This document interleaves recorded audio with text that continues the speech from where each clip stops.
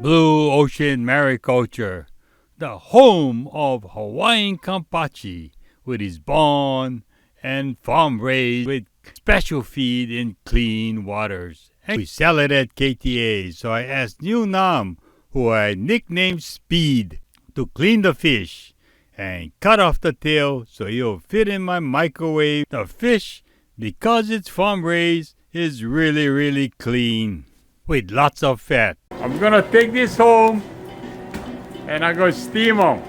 Welcome to the Man and the Pan. Today I'm gonna do something really exciting.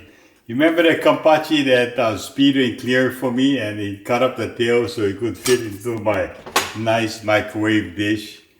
Well, I'm gonna make a microwave Kampachi.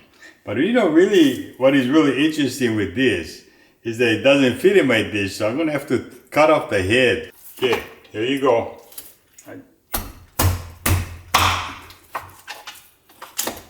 This is my favorite part, the body and the head. Leave it on the side. You get Chinese cabbage, okay? Make sure it's all washed. You cut it in like 1-inch chunks. You have the Chinese cabbage on the bottom of the dish. Just like this, okay? Chinese with the fish, right? I cut some slits, just like this. Cut it on both sides. You line it right on the Chinese cabbage. And of course, I got the fish head, so I'm gonna put it right on the side. Just like that. And some ginger. Take off the skin. Slice off some parts of the ginger. Just like that. And you see your fish, right? Stuff them right inside. Now I get some Chinese parsley. Okay, cut it all up. Put it in my nice Daiso bowl, just like this. Got some black beans. Okay. I like to rinse my black beans. So black beans right there. I got some of these tum choy. Okay, this is like the salted turnip. Okay, a bit rinsed out. My black beans there. My tum choy. Cut it all up in small pieces. Some people use lapchong. Some people use lang kyo.